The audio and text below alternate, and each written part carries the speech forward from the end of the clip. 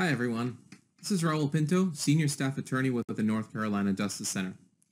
The webinar you're about to see was recorded on July 16th, and in the webinar we talk about the risk versus the rewards of applying for DACA if you never had DACA before, in light of the recent Supreme Court decision that said the Trump administration violated federal law in the way that it ended the program. At that time, U.S. Citizenship and Immigration Services had not issued any guidance about whether it was going to accept initial DACA applications. Now, the very next day after we did the webinar, a federal court in Maryland ordered that the DACA program be restored as to how it was initially enacted. Now, this would have meant that the Trump administration should have accepted new applications for initial DACA, but unfortunately that wasn't the case.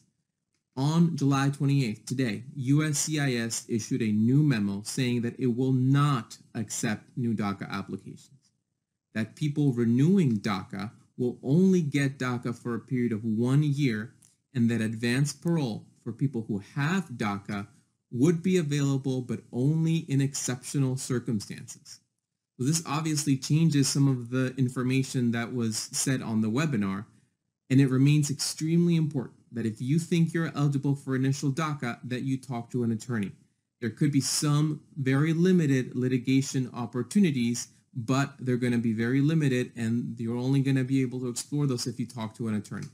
Now, this information is obviously changing very quickly and changing on a daily basis, so please stay tuned to the news and to our website for further information. Hi, everyone. My name is Raul Pinto. I'm staff attorney with the North Carolina Justice Center. Welcome to this webinar. I'm going to introduce right away Melissa Morell. She will be our interpreter for the afternoon. Voy a introducirles a Melissa Morell. Ella va a ser nuestra intérprete para el día de hoy y ella va a dar algunas instrucciones para las personas que necesitan la traducción en español. Van a haber también instrucciones en el chat del grupo, así que por favor si también prefieren establecer la interpretación de ese modo, pueden hacerlo. There will be also interpreting instructions on chat, on the group chat, so if you prefer to read those instructions there, you're welcome to do so. But take it away, Melissa. Hola a todos y todas. Hi, everyone. Just really quick, this is not available until we activate the interpreting, so this is going to just take a minute, but I just want to explain that if you are not bilingual, in just a few minutes you're going to see an option at the bottom if you're on your computer to choose a language, either English or Spanish. If you're on a phone or a tablet, if you look in the chat on the right, in both languages there I have the information on how to find that. If you are having trouble, just go ahead and put a comment in the chat box and we can work with you on that. But if you're not bilingual, you should go ahead and choose a language. This presentation is going to be in English and it'll be interpreted simultaneously into Spanish on the Spanish channel. Entonces, buenas tardes a todos y todas.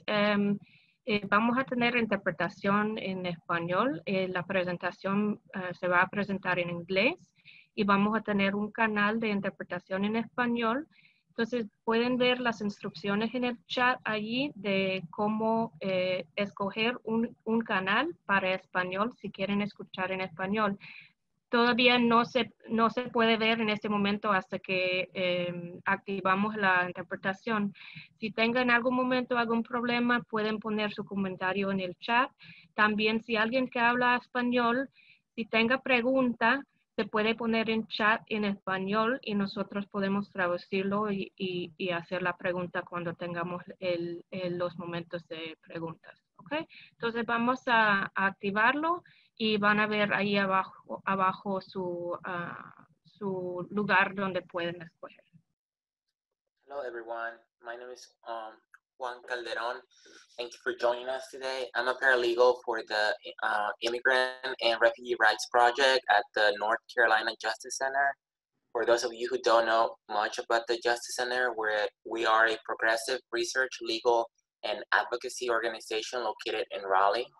At the Justice Center, we are committed in the fight to eliminate poverty in the state by providing our services to people of low income from all over the state.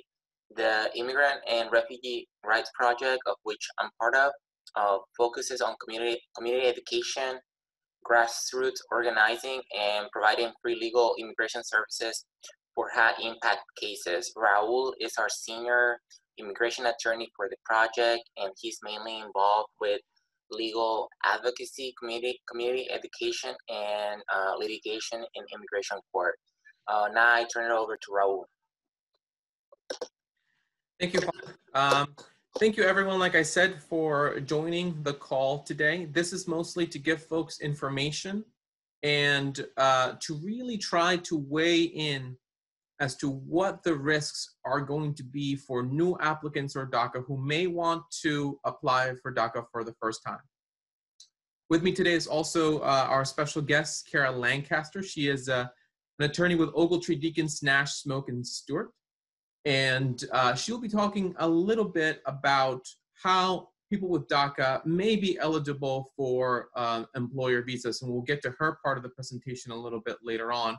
But really the goal is to provide you all with information so that you can make the right decision when it comes to your case. As Juan said, our main goal within the Justice Center, one of our main goals of the Justice Center, is to work on community education. We value that goal, that task, and therefore we think that this is very important to get as much information to the directly impacted community as possible. So really the training is for today is going to be for impacted individuals, as well as with allies who can then pass on that information to impacted individuals. So with that said and all the instructions out of the way, let's get started.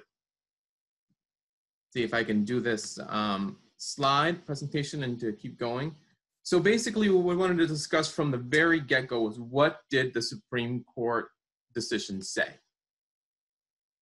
And basically what the Supreme Court said is the Trump administration violated what's called the Administrative Procedures Act, which is a federal law that gives guidance to agencies as to how they are supposed to provide benefits for individuals whenever that happens. And so terminating a benefit would require a specific process. And what the court said is that the Trump administration did not follow that correct process when it ended DACA. So keep that first bullet in mind, and because the second bullet is very important, and it's going to actually feed us into that last bullet point, which also means that the Trump administration can try to end DACA once again if it's done correctly. And we'll talk a little bit about what's been going on within even the last couple of days. Now, what that also means is that the DACA program should, and I put should in quotations in the presentation as you may be looking at it now, should is in quotations because it should be restored to its original state, meaning that the program should be available for people who are applying for the first time. It should continue to apply for renewals. It should even apply for travel permits and through advanced parole. But please don't leave the presentation with just that information because it's going to be very intricate and delicate as to whether you apply. So don't leave, stay on this presentation. We'll talk about those details and the risks versus the reward, but that's really what the program, what it should be happening, right? And so the question then becomes is whether someone who would be eligible to apply for DACA for the first time should be applying. And that's why that word there is highlighted. It's so important. It's the word should. So one of the things that I did want to share with you, and it's interpreted, it's translated here at the bottom, was the statement by USCIS. And USCIS, just to get into a little bit of the specifics, because Kara and myself may throw the name of agencies out there that may not be known to everyone. So I do want to make sure that I am covering those terms.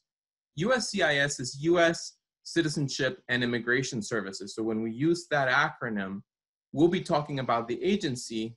And at bottom, it is the agency that makes the decision on DACA applications. It also does a host of other tasks and makes decisions on a host of other types of applications like U visas, for example. But in this particular case, they are important because they make the decisions on DACA. So when people were applying for DACA, either for an initial application or a renewal, people would be sending their applications to USCIS. So that's what we mean. So we were looking for guidance from USCIS. We were looking for directions from USCIS as to what they were going to do with those original applications. Meaning, if someone was applying for the first time, and after the Supreme Court decision, because remember that the Supreme Court decision should have reinstated the program, we were looking for directions from them as to what they were going to do.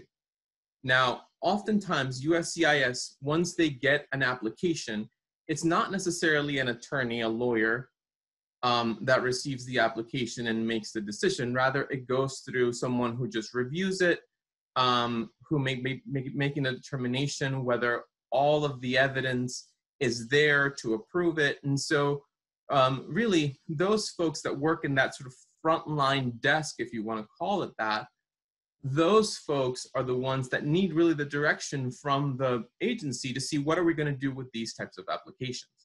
So just about the day after the decision, if not the day of the decision came out, USCIS basically published a statement.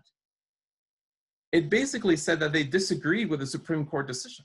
And if you read the statement, it just says that the court's opinion has no basis in the law. And to many attorneys across the country, that seemed a little bit ridiculous, because obviously the Supreme Court is the entity in the United States that makes a decision whether something adheres to the law or not. And so that, though, was a very strong signal that USCIS was really not going to publish guidance, about how the program would continue. And so then we started getting some other statements from the administration that muddled the waters as well, made it less clear for us to figure out what the agency was going to do. And you have to remember that USCIS is a sub-agency of the Department of Homeland Security, meaning that they work under the direction of whoever the Secretary of Department of Homeland Security is, and obviously the Department of Homeland Security works under President Trump. One of the reminders, actually, just as far as logistics are concerned, we are going to have some question and answer. So if you have a question about what we're talking about, make sure to type it in the chat. We won't be answering sort of case-specific questions, meaning that if you type in the chat, I have this situation, we may not answer your specific question, but we also see some general trends on questions, and so we may answer questions about a general topic rather than a specific situation. So please, put your questions down in the chat box, and Juan and our project director, Denny Moore, will be monitoring the chat, and we'll be asking those questions at the end of the presentation, okay? So we move on then to what did President Trump say. And we were very aware of the tweets that he sent out. And if you read the ones that appear on the screen on the left, and for those folks on the phone, I'll read them out. It says, the Supreme Court asked us to resubmit on DACA. Nothing was lost or won. They punted, much like in a football game, where hopefully they would stand for the great American flag. We will be submitting enhanced paper shortly in order to properly fulfill the Supreme Court's ruling and request of yesterday.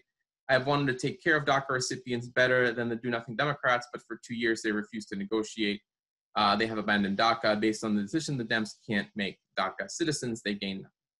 So, but really the key sentence there, the key phrase in that tweet is basically that they would be resubmitting on DACA.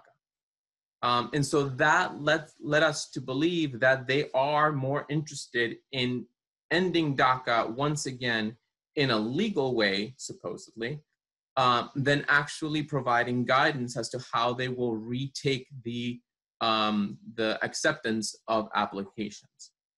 Now, if you look on the right, that tweet is by the acting Deputy Secretary of Department of Homeland Security, Ken Cuccinelli, who basically said that they were going to redo the ending memorandum. So the memorandum that ended the program of DACA, they were going to redo it and resubmit it. So we've been hearing for the last couple of weeks that the Department of Homeland Security is going to write a different memo that will end the program. So again, all of that leads us to believe that they are not going to accept new applications. Rather, they're going to be redoubling their efforts to end the program in quote unquote the right way, even though we're not really sure as to what that looks like. Now, it could be that they issue a new memorandum, and that memorandum also is subject to a lawsuit, which could delay the termination once again of the program. So we have to be very cognizant of what is happening with the program, happening with the courts. That is going to give us some more direct guidance as to whether new applications will be accepted or not. So what does this mean for people in North Carolina?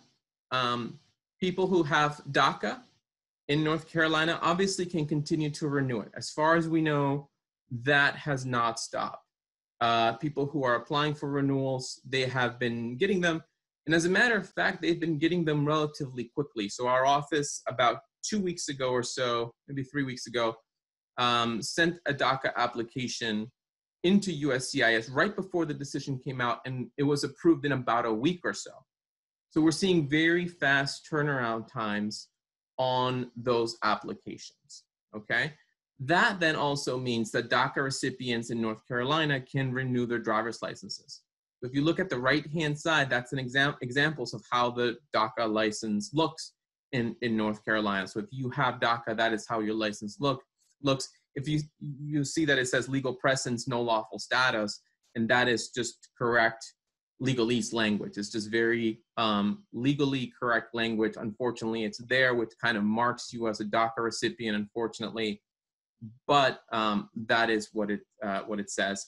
And the last point here is reviewing something that I mentioned before, is we have to be on the lookout for a new attempt for the administration to end the DACA program. So if you do have DACA and you need to renew, again, do it sooner rather than later. There could be delays because USCIS is actually experiencing some budgetary shortages. And so there could be some delays after this decision.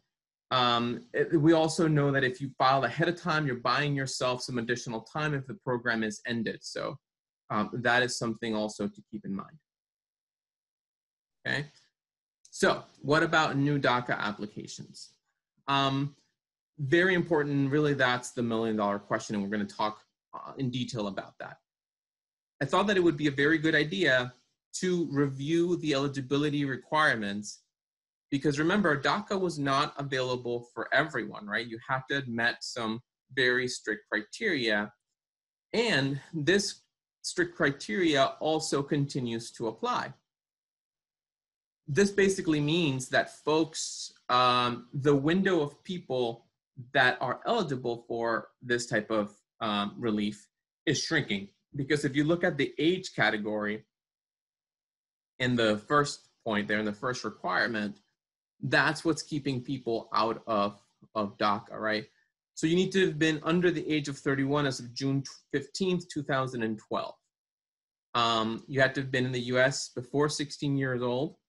And then you have to have continuous presence in the US since June 15th of 2007. You have to have been present in the US on that date, on June 15th of 2012, and at the time of applying, and also have had no lawful status on that date. So, for example, if you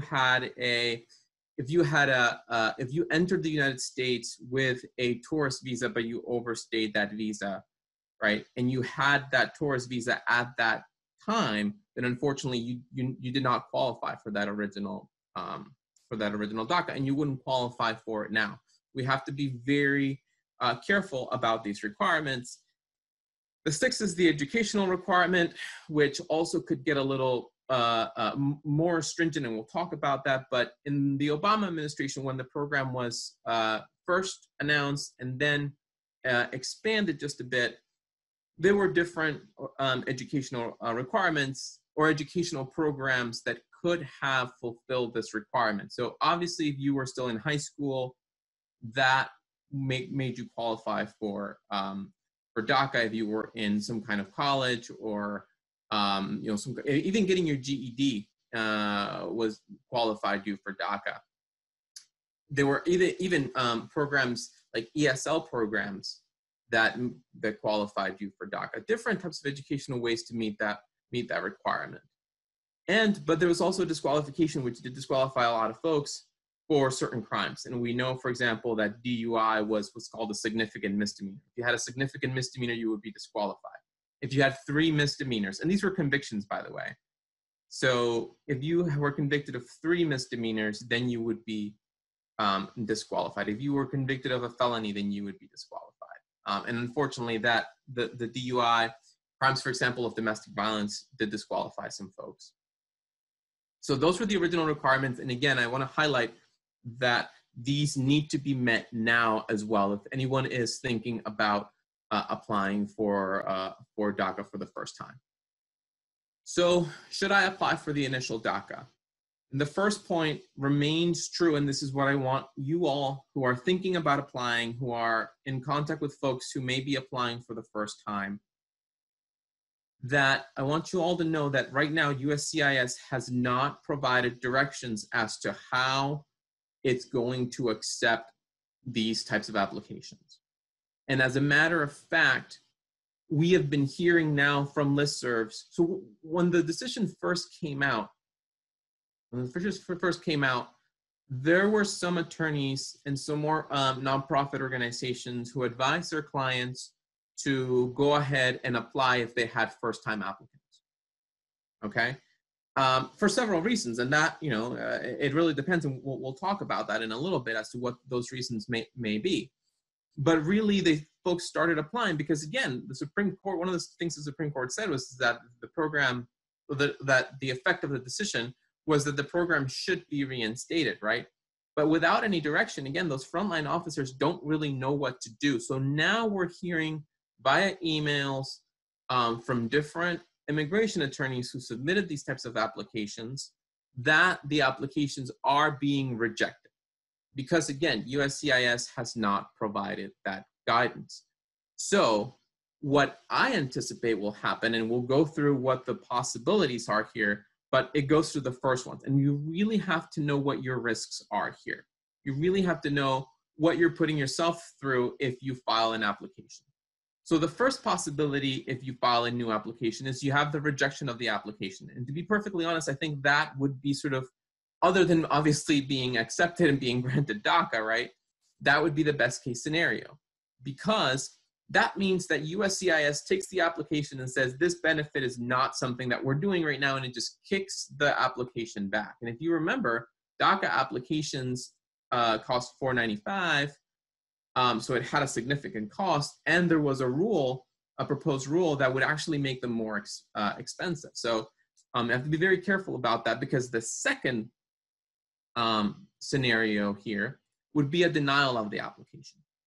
Basically, that USCIS would take the application and accept it, meaning that they would actually read it and go through it, but then deny it, which also means that all of the information that was included in that application, whether you had a prior removal order, whether you had one crime that could make you inadmissible, but no other, one crime that would make you ineligible, but no other crimes, because the forms were asking that, right? Then USCIS would have that information.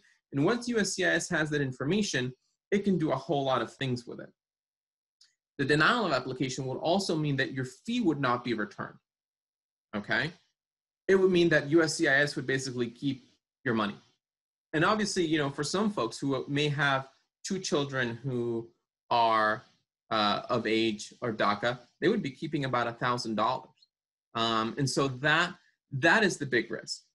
Now, the other risk, and one of the things that I usually tell my clients when they're thinking about doing any benefit, applying for any benefit with USCIS is, if this thing gets denied, there's always a risk that ICE could take some enforcement mechanisms or enforce immigration law against you. And specifically, after a memorandum was issued about a couple of years ago where ICE said if someone is applying for a benefit and that benefit is denied, then we are within our authority to start removal proceedings against that person. And so that is really what is at bottom here, because what you are saying to USCIS is that if you're applying for DACA for the first time, that you basically don't have status in this country. And if you don't have status in this country, unfortunately, that means that ICE can enforce the law. And so that is always a risky proposition, right? And so that's why I think it is very, very important that you have these risks in mind if you are looking to apply. The last bullet point is basically you lost your filing fee if denied, and that's something that we talked about before. So one of the things about that we could see, like let's say for example that USCIS does accept the applications without guidance and without having that guidance, we could have rejections due to incomplete answers. We're seeing this problem with U visa applications and asylum applications where if you don't fill every box with something, then it's rejected for those reasons. We could see delays in processing of the applications. Basically means that USCIS just holds the application and considers them for a very long time, or at least until they get some other type of guidance from the administration, and whether that's more guidance on accepting the applications or on whether they would be subject to a different termination. That can also happen. So delays in processing. And the other issue is these strict evidentiary requirements. So we know that there are very strict requirements here to apply. And where it gets tricky is the continuous presence in the United States. So right now, obviously, we're in July 2020. You actually have to provide documents that you have been in the United States since June 15th of 2007. So that's 13 years that you have to document that you've been in the country. And if you can't prove that, then most likely you can have a denial of the application.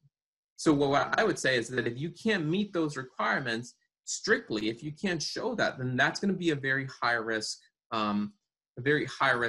application. Okay.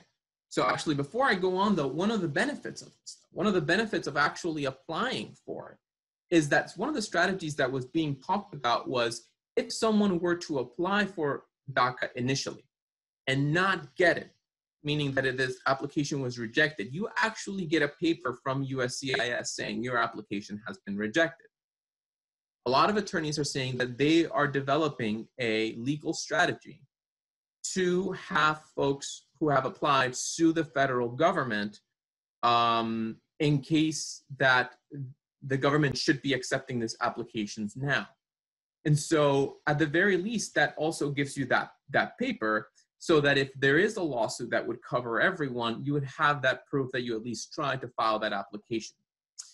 Again, I think that it's something that has to be weighed with hopefully an attorney before you submit that application. I would not advise a person to do it on their own. So what about advanced parole? And we are getting a lot of questions, advanced parole. Again, advanced parole because, and for those of you who may not know, advanced parole is the permit to re-enter the United States once you had DACA if you travel abroad. But advanced parole was being given by USCIS. Again, it's one of these other benefits that is given by USCIS. And it was being granted for very specific reasons, and they were family-related or humanitarian, business, or school. Those were the three sort of scenarios. Again, it should be restored because advanced parole was part of that original program. But it carries obviously the same risks as an initial application. Right now, decisions to grant advanced parole are taking about 5 months. So you'd be subject and wouldn't be able to travel until you get that decision. Most likely, if you try to file something now, it could be rejected. Again, you'd lose out the money if it's actually accepted and then denied. But advanced parole carries this very specific risk, and I want folks that are thinking about applying to advanced parole to be very cognizant, very aware of it, right? If, for example, you apply for advanced parole and for whatever reason the advanced parole is granted, right? You are risking that if you travel outside the United States on your advanced parole, that if the program is then terminated while you are out, then it falls onto the discretion of the officers at the border to let you back in. And because the program has been terminated, there is a high risk probability that you would not be allowed in because, again, the program has been terminated. So the authority to let you back in would no longer be valid. It's always the discretion of those officers. So just to summarize here, I think you all can see some of the risks, but also sort of the rewards of possibly applying. And we all know the reward of applying for DACA, right? It's basically getting your work permit, your social security card, being able to provide for your families. But you all have to know that it is risky and that there are some consequences that could that could impact your lives going forward with these applications. I don't want to sound like I'm advising not to do it, but I think the overall message is really seek advice of an attorney, go through your own situation, and definitely, and the other thing is definitely talk to immigration attorneys about the eligibility for permanent status. And I think that is really the key point. And that's one of the reasons why now I'm going to hand it over to my colleague, Kara Lancaster, because one of the questions that I usually get at the Justice Center and when I'm doing these types of presentations, DACA recipients have been here for a very long time. When I say here, I mean in the United States. And a lot of them have been working for big corporations for a while now. They've also been working for, mom and pop shops, as they say, or smaller corporations in different types of roles, restaurants, construction. And so one of the questions that I always get, and I'm very glad that Kara is here, is how do I get a visa? If my employer agrees with DACA and wants to help me and wants me to stay in my job, how do I stay in the country? How do I take advantage of that opportunity? So Kara has been an immigration lawyer with Ogletree Deakins, as I said, and she assists businesses and corporations obtaining employment visas, working with L1s and intercompany with transferees. She's earned her bachelor's degree from East Carolina, so she knows this area very well, and her lawyer degree, as we say, or her Juris Doctor from New York Law School. So thank you so much, Kara, for being here. I'll hand it over to you. Thanks. So, hey, everybody. I'm Kara Lancaster. As was mentioned, I work at a law firm here in Raleigh that focuses on employment-based immigration. And so even though that's really where, I specialize is business immigration, I have also similarly heard the question several times, if I'm on DACA and my employer is willing to sponsor me for a visa or for a green card, how does that work? And so I'm just going to talk about a few of these options that some of you on this call might be able to benefit from. And I'm going to start with the PERM green card process, primarily because I personally do think this is potentially the best employment-based option for somebody on DACA as opposed to a temporary visa, but I'll talk about a couple of temporary visas as well. So first and foremost, with a PERM green card process, it has to be sponsored by an employer. So if you have a job at a company, whether it's a small company or a big company, as long as your employer is willing to sponsor you, that's the first key to being able to start this process. And when we say sponsorship, what we also mean by that is they are legally required to pay the costs of the first step of the process. So you can see the 3 stages listed there. And stage 1 being the PERM labor certification employers have to pay those costs. They are not allowed to even let you pay that cost if they wanted to. Now, they can have you pay for stage 2 and stage 3, or they could pay for it. That can go either way. But they are really responsible for stage 1. And actually, legally, the person holding the role, in this case, in this scenario, the individual holding DACA, is actually not really supposed to be very directly involved in that step of the process. So that's what we mean by sponsored by an employer. They have to be willing, and once you have that, you've kind of completed the first step. Once you have that employer that's willing to sponsor you, the PERM process really just is referring to a labor market test, where they have to show the Department of Labor that they could not locate a qualified U.S. worker for the role that you currently hold. And so when we say labor market test, we really just mean a recruitment effort. They'll post advertisements for the role in the local newspaper. They'll post it on a state job site where individuals can look for jobs. And basically, as individuals apply for the job that you currently hold, the company will receive those applications.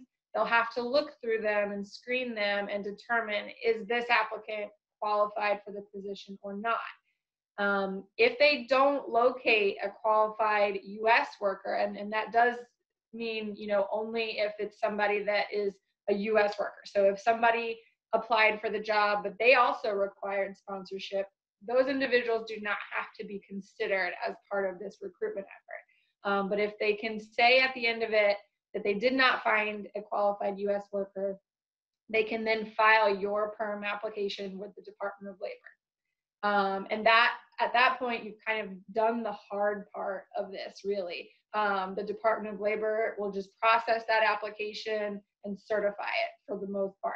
They can issue what's known as an audit, where they just want to see proof that the company did recruit for the role. But it's usually you've kind of gotten past the difficult part by then. So then, stage 2 after the PERM is the I-140 immigrant petition. That's much simpler. It's where your employer basically shows USCIS, the agency that Raul mentioned, they show them that you qualify for the role. So you would present your education documents if you're in a position that has an education requirement. If not, let's say the job just requires a certain type of skill set, you would show that you have that skill set. And that normally means getting letters either from a prior employer or a prior supervisor, possibly even just a coworker who's willing to sign a letter saying this person did work there, this is the type of work they were doing, and here's the skills that they gained. So that's what would be submitted at that stage 2. And USCIS would then approve that application based on, again, the employer has filed it, they've shown that you qualify for the role, and it's generally pretty straightforward. Stage 3 is the I-45 or consular processing. Some of you might already be familiar with this stage because it's no different at this point than other green card processes that might be family-based. No matter whether somebody applies for a green card through a family member or through an employer, they will end up at this stage, stage 3. So what I'm talking about is really just a different way of getting there. If perhaps you don't have a family-based path, or maybe you do, but this could potentially, maybe even be a better option. So I'll talk a little bit more about this on another slide, but these are the 3 main stages. And like I said, it starts with just having an employer that's willing to sponsor you. Okay, so to talk a little bit about the different categories that we see in an employment-based green card process, they're kind of these 4 right here. This isn't, it's the large majority of them. So an EB3 skilled worker is referring to a role that requires at least 2 years of experience or training or more. So when we talk about this category, we're talking about maybe a chef or a construction supervisor, or a graphic designer, or maybe somebody that works in IT support. Next to that is EB3 unskilled, which is also just referred to as the other workers category. This is if the position requires less than 2 years of experience. So a nanny, somebody that works in landscaping or gardening, a housekeeper, even agricultural farm workers, this is that category. And then the other two are for professionals, meaning that at least a bachelor's degree is required with some level of experience typically as well. So EB3 professional would be bachelor's degree and up to 4 years of experience. And in that last category, EB2 professional is bachelor's degree with 5 years of experience, or potentially even if it has a master's degree requirement. So you've got a really big range here, but ultimately the category depends on what the physician's education and experience requirements are. The thing to note that's really most important on this slide is that for all categories, your PERM case is going to be stronger if you can highlight the certain special skills that are required for the job that you also possessed when you were hired into that job. For example, perhaps if you worked as a chef, then you have experience working with a particular, type of food or a type of cuisine or a type of restaurant. If somebody was a farm worker, perhaps they have experience with specific agricultural tools or specific crops. Things like that can still be helpful in this process. And then, as was mentioned, sometimes individuals holding DACA might be working at a bigger corporation. They might be holding a role like a software developer. In that case, you would want to be highlighting what are the required, programming skills that you have that are also relevant to the role. So whatever the case may be, no matter sort of what category the role falls into, it's really helpful to be able to pinpoint what are the special skills that I possess and that were required for this position. Okay, so here is the visa bulletin. Some of you, again, might be familiar with this already. If you have any exposure to the family-based process, there's a similar visa bulletin posted every month for family-based green cards. This is actually the July 2020 visa bulletin for employment-based green card processing. Depending on your green card category, whether it falls into EB2, EB3, or which EB3 category that we just talked about, as well as your country of birth, that will determine whether or not you have a wait time before you can move on to the last step of the process. So I've highlighted here just an example. If you know that your PERM was an EB3, employment-based third category case, and you are born in Guatemala, you would cross-reference those two on the chart, and you can see that the date listed there is April 15th, 2018. That means that only individuals whose PERM application was filed on that date or earlier are eligible to move on to stage 3, meaning the I-485 adjustment of status or consular processing at an embassy overseas. So, you can look at this and kind of see it's possible that you could have a wait time of several years in between stage 2 and 3. Okay, so again, I mentioned I would talk a little bit more about that last stage, which again is the most important one, because the PERM and the I-140, again, those are just a different route to the same end that you're looking for. And unfortunately, a PERM being certified and even an I-140 being approved does not hand you any particular status in the United States. You need to get to this last step in order to have status. So it can really go two different ways, again, as is the case with anybody who gets to this phase of the green card process. The I-485 is an application where you request to have your status changed to permanent resident inside the United States.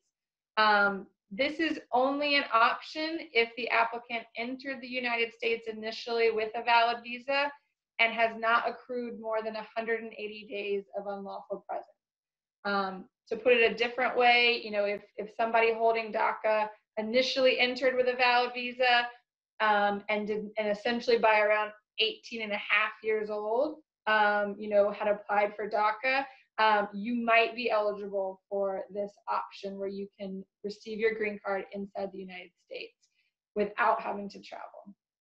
The other option would be consular processing overseas, where you do apply for an immigrant visa at an embassy or consulate.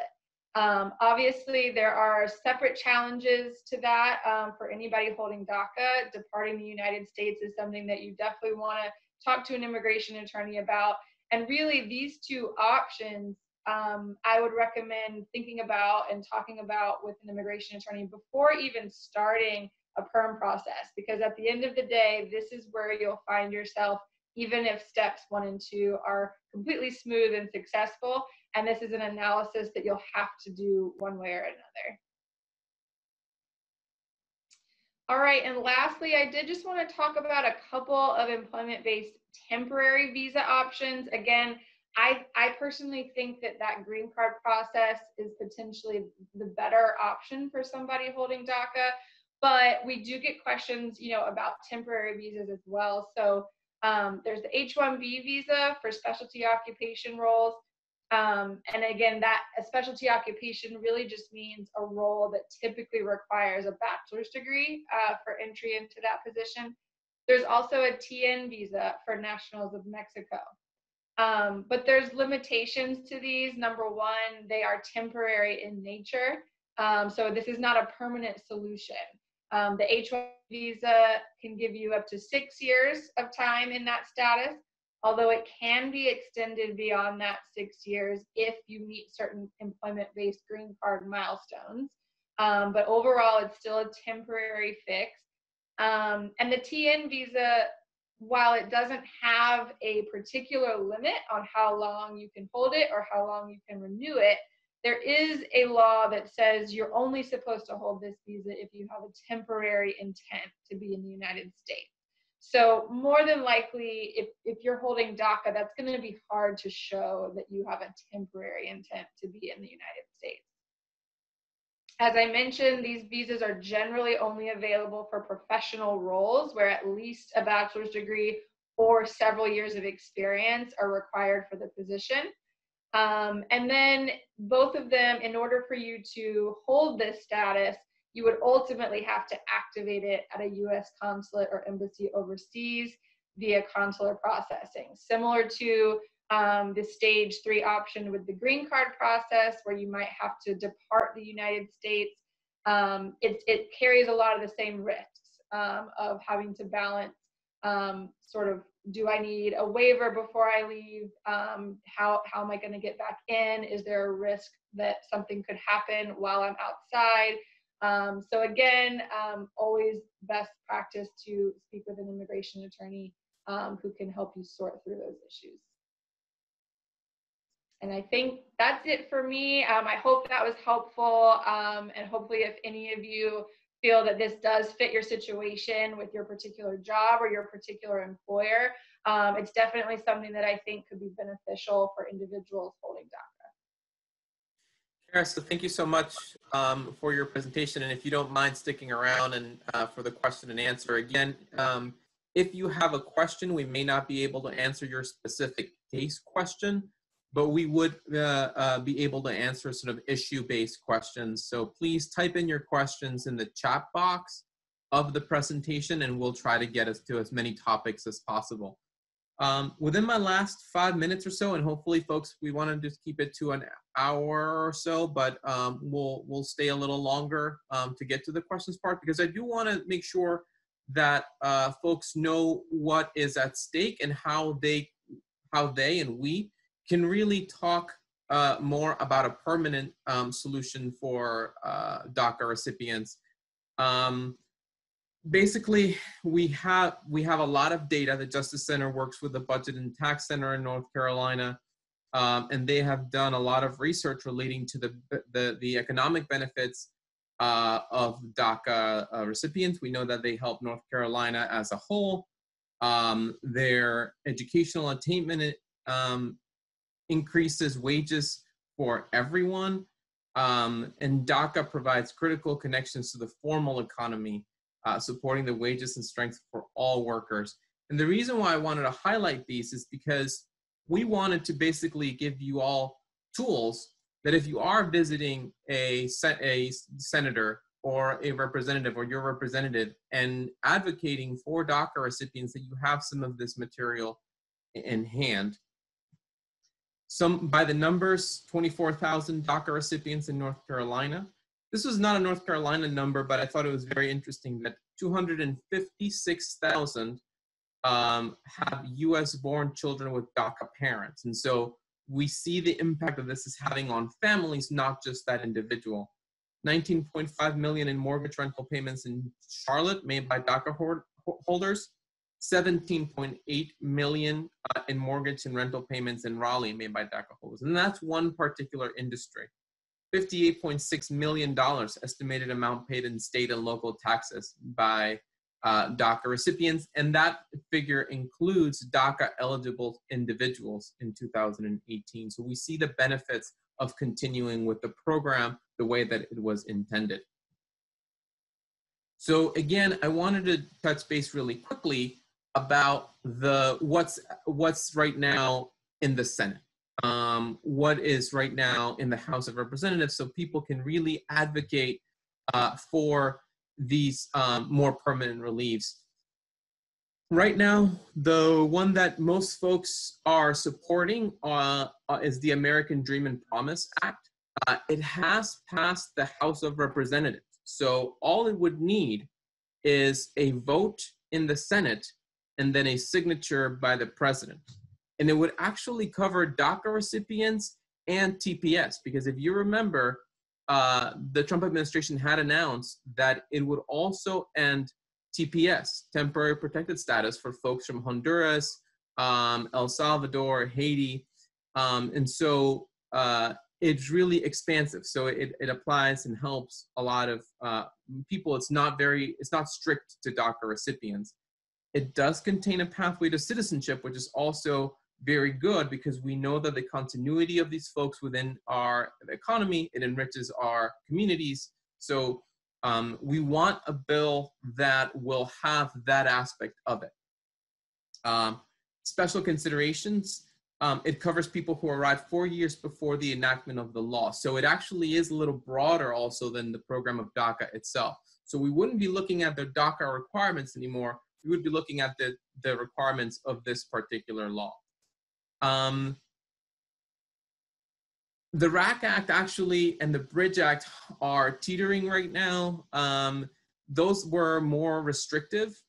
And so they are unlikely to pass right now, because I think there's just, it's just a matter of where they are in the process. As a matter of fact, I think that the RAC Act, if I'm not mistaken, has actually not been pushed forward. But again, sort of they are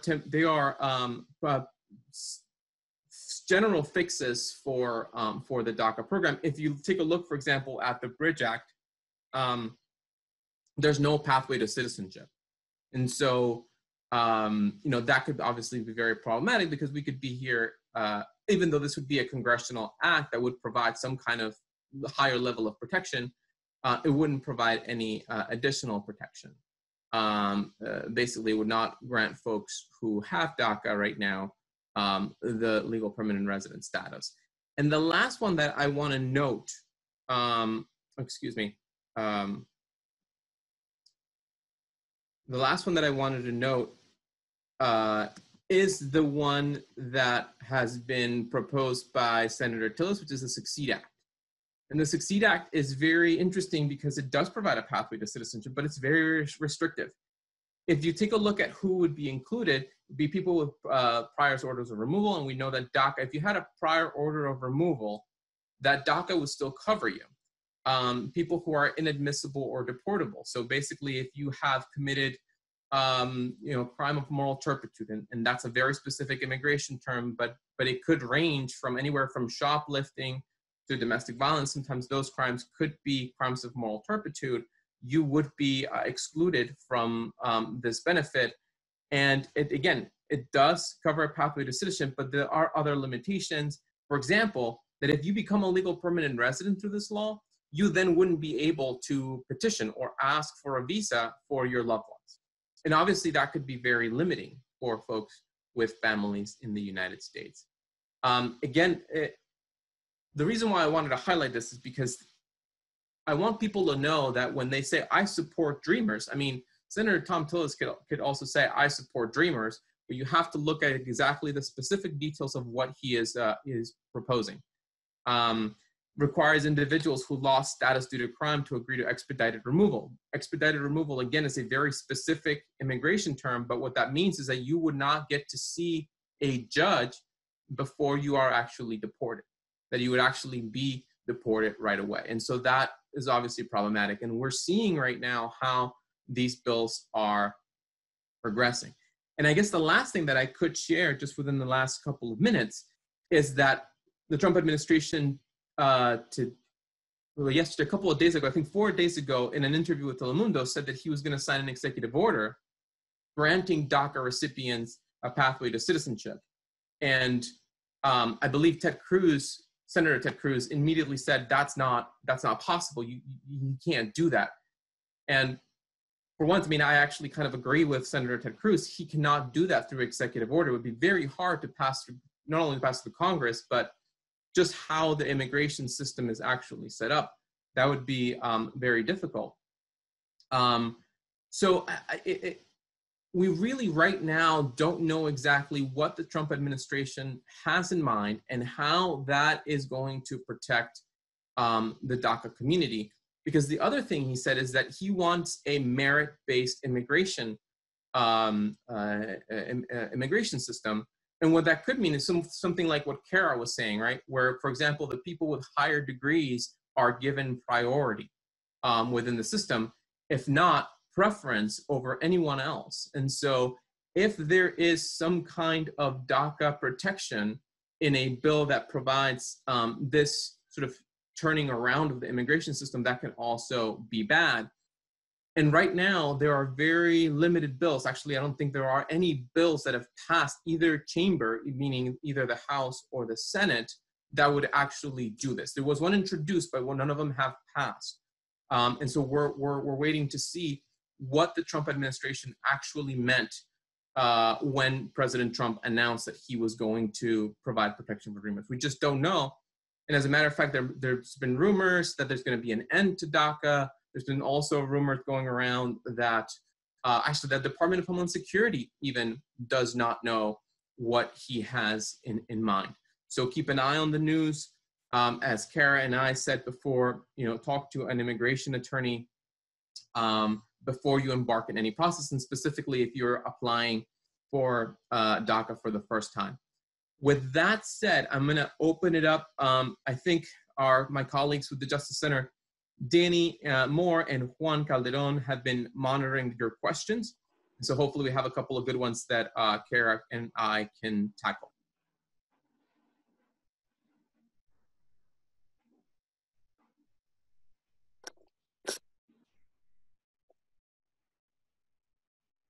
I think we're going to start with Juan Calderon offering a question. If you are joined on a computer, you'll find the chat window either at the top or bottom of your screen. And if you are joined on a phone or something like an iPad or tablet, I think you'll have to click the 3 dots that say More in order to select the chat window and add your questions there. I'll turn it over to Juan. Thank you. I don't know if Kara or Raul can answer this question. If the applicant has accrued unlawful presence or is subject to any other grounds of inadmissibility, does he or she need to apply for a waiver of those grounds under the PERM process during the final stage after departing the U.S. for consular process?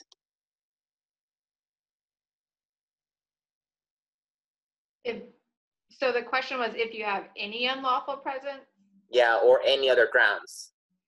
So if you have less than 180 days of unlawful presence, you can apply for that last step inside the United States, the I-485. Grounds outside of that would have to sort of just be analyze case by case. I do know if anything in that assessment leads you to the conclusion of, okay, I can't apply for I-45, I have to do consular processing, that's when you maybe would need to get a waiver before departing the United States.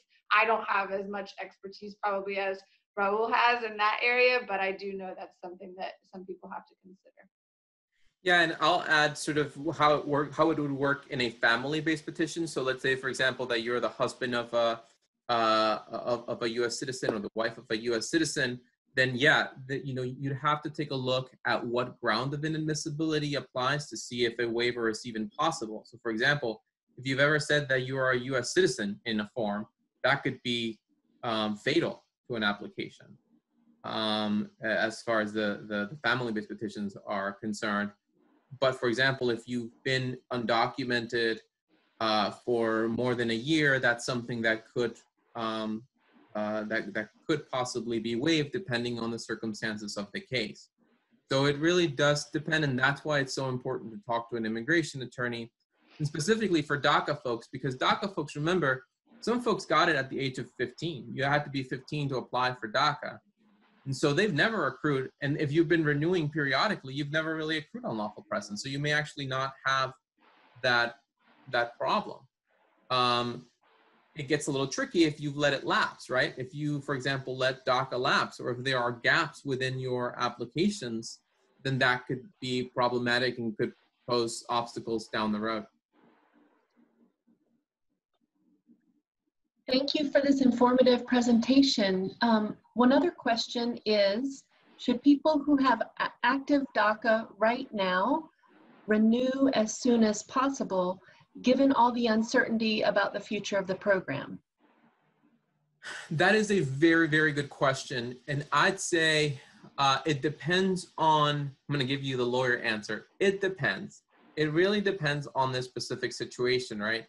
Because if you, for example, if your DACA expires within the next 5 months, then I'd say, yeah, go ahead and renew, because it could take that long to get you a decision, specifically given how things are moving. It can give you about 1.5 years extra of protection, because remember, they're 2-year periods. And so, but if you have 1.5 years of protection, then maybe it can get a little more difficult to make that assessment, because at the end of the day, you're only going to be buying a couple of months, meaning that you're going to be paying for the renewal to just give you a couple of extra months to renew. So it really depends on how long. We were fearful that the Supreme Court was going to end the program, to be perfectly honest. And so I was very surprised by the Supreme Court decision. And if the program were to end again, it could very well terminate people who have, had those renewal pendings. They could terminate it as of right, but as of right now. So, it really depends on the situation as to whether you renew right away or not.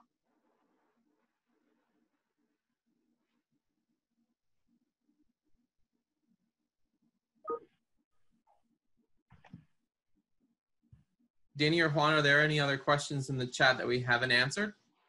No more questions. No one has posted any questions. Okay. I do have one more question, and then we can wrap up. You mentioned that there are a lot of rumors going around, and perhaps the role of Congress in deciding the future of the DACA program. But when do you think we'll all know more about the future of DACA? For example, what's the role of the November election and the lower courts and the Supreme Court going forward? That's, again, a very good question as well. Obviously, with a new administration, there could come new rules. And so, obviously, the November election is extremely important.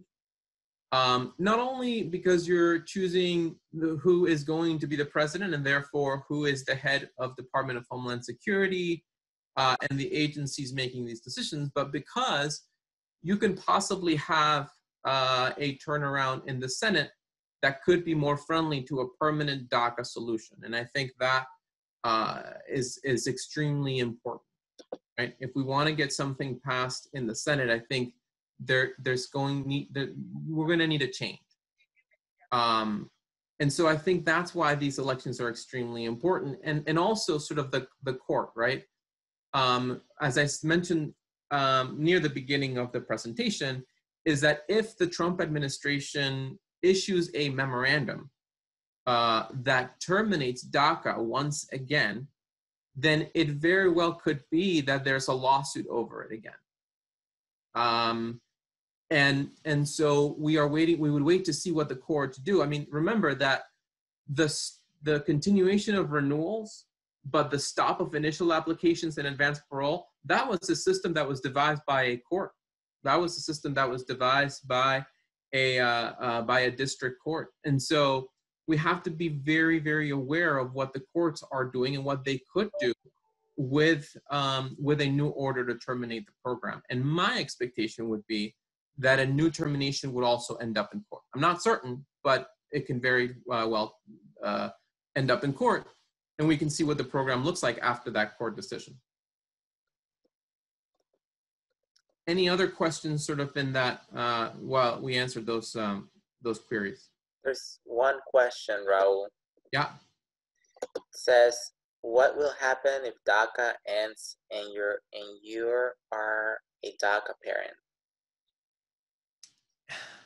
Well, I guess the way that I would answer that question is to say that, unfortunately, if DACA was to end and the DACA termination is upheld by the courts and it has gone through the entire process, my expectation would be that folks would revert back to their original status, to the status that they had before getting DACA, which then means that it's usually would be undocumented. Unfortunately, that would be the way that would work out, right? But that's why I think it's so important, and that's why I think, talking to attorneys like Kara and other folks who are doing this type of work, is to really explore whether someone with DACA has different options now. For example, if you have had DACA and you traveled on advanced parole and now you're married to a US citizen, there could be an option for adjusting your status here in the United States. Now, again, I don't want to, I'm not talking about a specific case, but making a general point that people's lives change, and often that could be to their benefit. So it's extremely important that folks can go see an immigration attorney to see if their lives have changed to the point that their immigration cases have changed. When the original DACA was introduced, there were about 14% of DACA recipients that qualified for something more permanent, but just hadn't explored that opportunity. Either that was because of lack of funds, they couldn't pay an attorney, or they just didn't know an attorney. And so it's extremely important to actually explore all those avenues and talk to someone about what their possibilities could be. Because unfortunately, if the program, like I said, it ends, and it has gone through the entire legal process and is done the right way, then I think people could be going back to undocumented status. So we're glad that more questions are coming in the chat window. This is for either Kara or Raul. What is the current status for Central America TPS recipients? Kara, I don't know if you have any more information on this, but my understanding is that certain countries were automatically extended for TPS. So Honduras, for example, even though it was announced that the program was going to end, they received an automatic 18-month extension of that program. So yeah, there's just been some movement on those programs. But again, there was a bill introduced to protect those folks so that if the Trump administration decides to end the program again, those folks could actually benefit from a pathway to citizenship. I believe that's all the questions for tonight. Well, thank you all so much. Kara, thank you so much for joining us today. Thank you, everyone. Like I said, please, please, please talk to an attorney about your case. It's extremely important, and reach out to us if we can be of assistance. Thank you all so much. Thank you. Good night, everyone.